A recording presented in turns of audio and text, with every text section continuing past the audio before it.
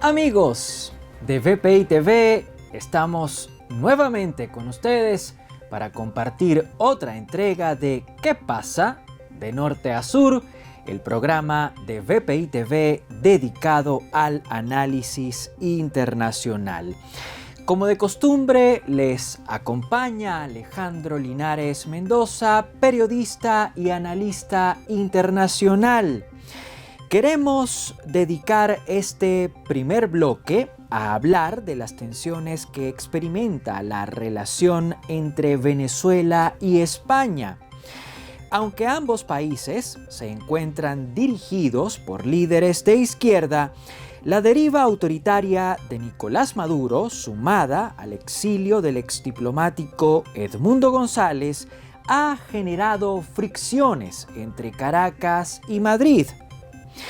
La tarde del pasado domingo se cumplió una semana desde que Edmundo González Urrutia, el virtual presidente electo de Venezuela, se asiló en suelo español.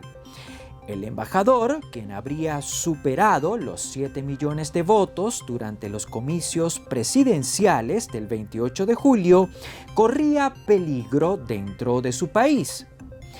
González Urrutia fue acusado por el Ministerio Público, una institución controlada por el madurismo, de terrorismo y de asociación para delinquir. Según la Fiscalía General, el ex candidato presidencial se habría asociado con otros actores políticos para llevar a cabo un complot contra Nicolás Maduro. Como parte de esa treta, Edmundo González Urrutia habría forjado documentos públicos e incluso usurpado funciones que no le correspondían. Luego de ser imputado de manera formal, el exdiplomático se refugió por espacio de un mes en la Embajada de Países Bajos. Más tarde hizo lo propio, pero en la sede diplomática del Reino de España. Una vez allí, en la Embajada de España en Caracas, González Urrutia, representantes del gobierno español y funcionarios de la administración Maduro protagonizaron una negociación que desembocó en el salvoconducto que permitió al exdiplomático dejar suelo venezolano sin correr mayor peligro. Edmundo González Urrutia y su esposa, la señora Mercedes López, abordaron un avión de la Fuerza Aérea Española y, tras par de escalas, una en República Dominicana y la otra en las Islas Azores, desembarcaron en Madrid.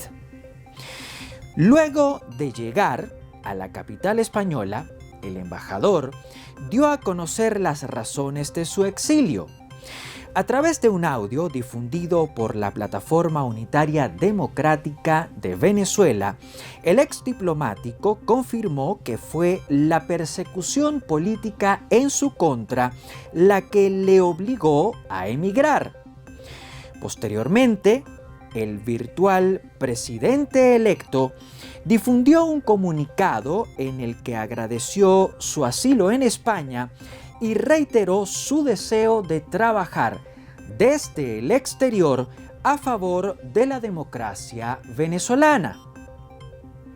Hasta ese punto, todo, absolutamente todo, parecía ser transparente para la administración de Nicolás Maduro y también para el ejecutivo que se encuentra encabezado por Pedro Sánchez. El clima se enrareció, sin embargo, a mediados de la semana pasada, cuando los diputados españoles votaron a favor de una resolución presentada por el Partido Popular. El texto, rechazado sin éxito por el Partido Socialista Obrero Español, insta al actual gobierno de España a reconocer a Edmundo González como presidente electo de Venezuela. A ese hecho se sumó más tarde la declaración de Margarita Robles, ministra de Defensa de España. Durante la presentación de una novela, Robles, miembro del gabinete de Pedro Sánchez y por ende funcionario de altísimo rango del Ejecutivo español, calificó como dictadura a la administración de Nicolás Maduro. La ministra, quien habló a título personal y no como vocera, desató una ira que se incrementó un día después cuando el propio Pedro Sánchez, titular de la presidencia del gobierno español, recibió a Edmundo González y a su hija Carolina González en los jardines de la Moncloa, la sede oficial del Ejecutivo de España.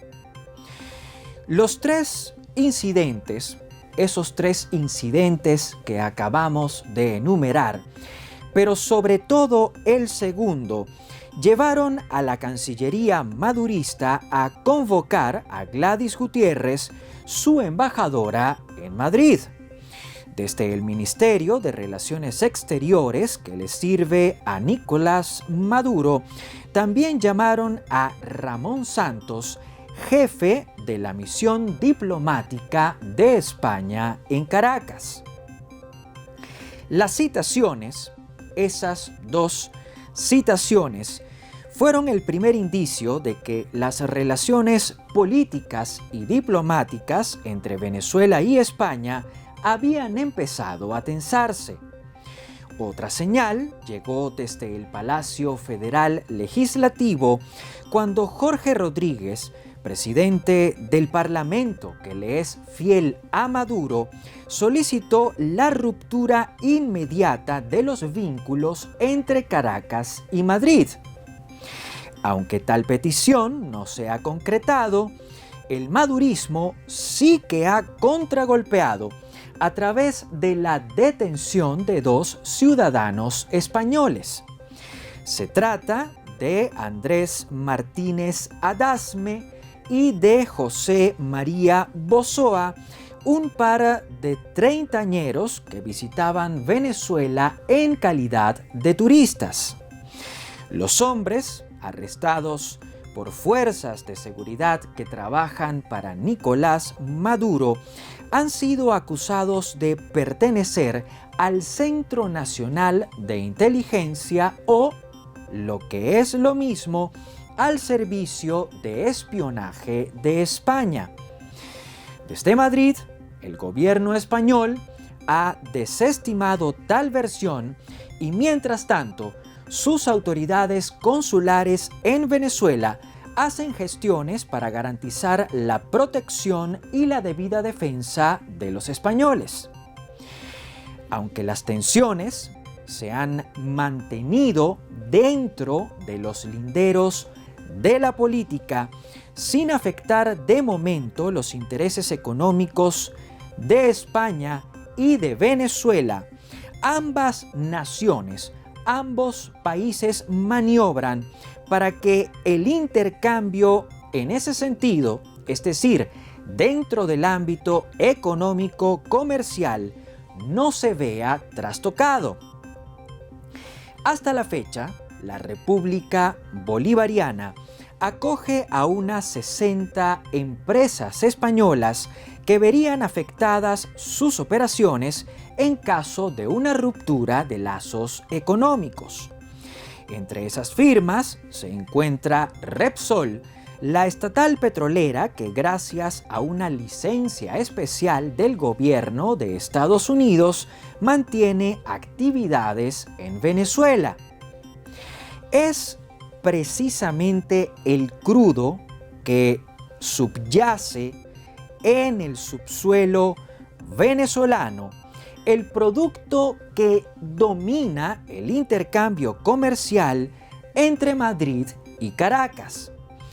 De hecho, el 87.5% de las importaciones españolas desde Venezuela es de petróleo. Luego de ese rubro, en el segundo lugar, aparecen los langostinos y los camarones congelados. Por su parte, el aluminio bruto, un producto no terminado que se emplea como materia prima, se ubica como el tercer bien más importado por España desde Venezuela. Gracias a esos intercambios, España, el Reino de España, es al día de hoy el tercer cliente más importante para el comercio venezolano después de Estados Unidos y China. De hecho, el 11% de las exportaciones venezolanas van a parar al mercado español. A partir de este momento vamos a hablarles sobre el chispeante debate que fue protagonizado por la candidata presidencial demócrata Kamala Harris y por el candidato presidencial republicano Donald Trump. Luego de asegurarse las nominaciones de sus respectivos partidos, estas nominaciones como aspirantes a la presidencia de Estados Unidos, Kamala Harris y Donald Trump se enfrentaron en un cara a cara televisado. Se trató del primer debate entre ambos líderes, quienes se medirán en las urnas durante la elección general que será realizada el martes 5 de noviembre.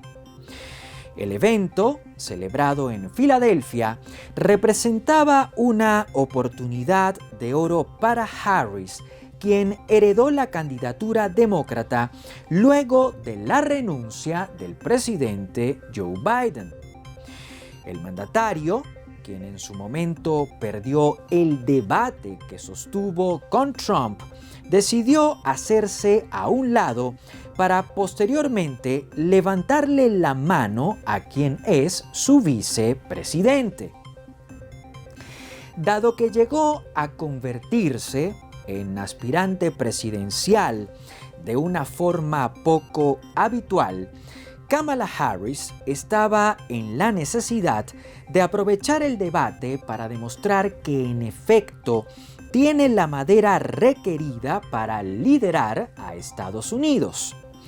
Por ese motivo, la demócrata echó mano de su experiencia, de su experticia como político, pero también como abogado. De a poco, Kamala Harris logró acorralar a Donald Trump.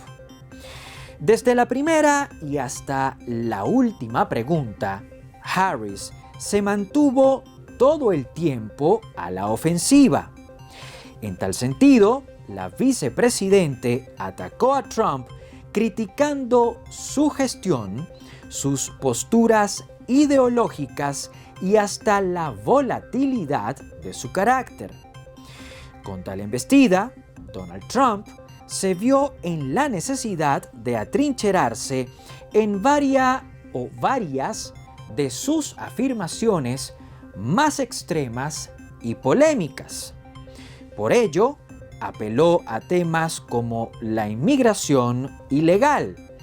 De hecho, el expresidente llegó a decir que en Ohio muchas familias se encuentran temerosas, pues los indocumentados asesinan mascotas para luego comerlas y de ese modo no morir de hambre. Trump también apeló a su versión sobre el aparente fraude electoral del que habría sido víctima y además reiteró la falsa idea de que nunca perdió la elección presidencial en el año 2020. Por estar más concentrado en defenderse que en aprovechar el cara a cara, Trump, totalmente exasperado, se afianzó en sus ideas tradicionales. Se trata de ideas que le permiten mantener a su base electoral, pero que le impiden expandirla. Tal proceder impidió que el multimillonario se mostrase propositivo. De hecho, durante toda la transmisión, el magnate no hizo alusión alguna a su futuro programa de gobierno. Gracias a ello, Kamala Harris, pudo abordar temas que son clave para su campaña y en los que Trump no tiene una postura definida. Entre esos tópicos se encuentra el derecho de las mujeres estadounidenses a interrumpir el embarazo. La vicepresidente criticó una vez más el fallo de la Corte Suprema que eliminó la sentencia del caso Roe vs. Wade. Tal dictamen, en vigor desde 1973 hasta 2023, permitió los abortos en todo el territorio de Estados Unidos antes de que el embarazo fuese viable.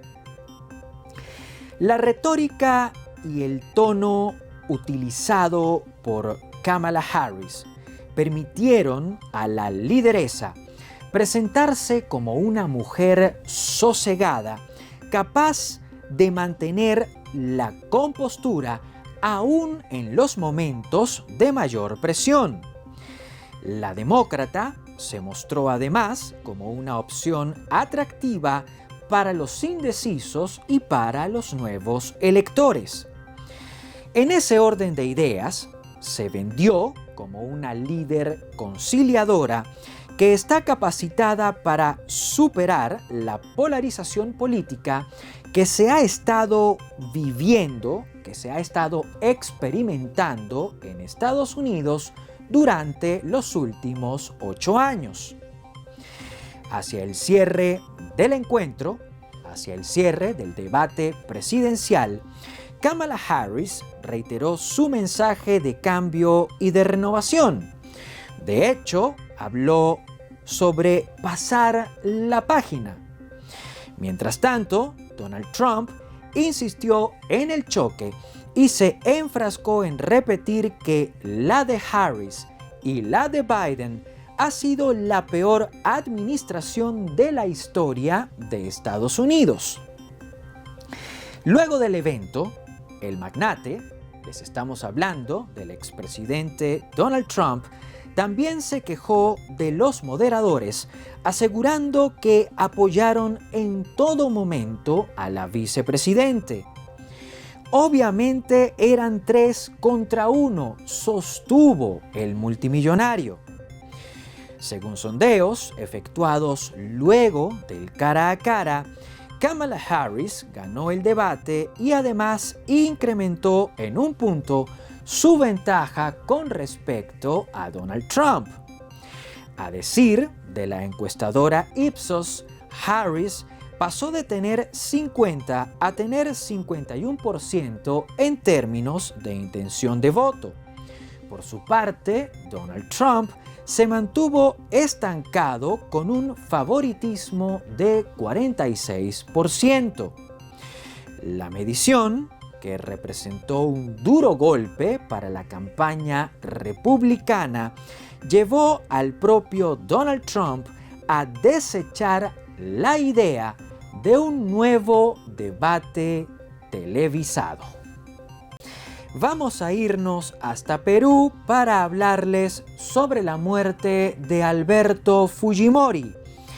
El miércoles de la semana pasada, Keiko Fujimori, hija, la mayor de todos los hijos de Alberto Fujimori, confirmó el deceso del expresidente. De acuerdo con Keiko, quien hoy abandera el partido opositor Fuerza Popular, el exmandatario pereció a los 86 años luego de perder una larga batalla contra el cáncer. Alberto Fujimori, quien gobernó Perú durante toda una década, entre 1990 y el año 2000, fue enterrado el pasado sábado luego de recibir honores de jefe de Estado. La ceremonia, que se efectuó sin la presencia de los medios de comunicación, estuvo encabezada por Dina Boluarte, la actual presidente de Perú.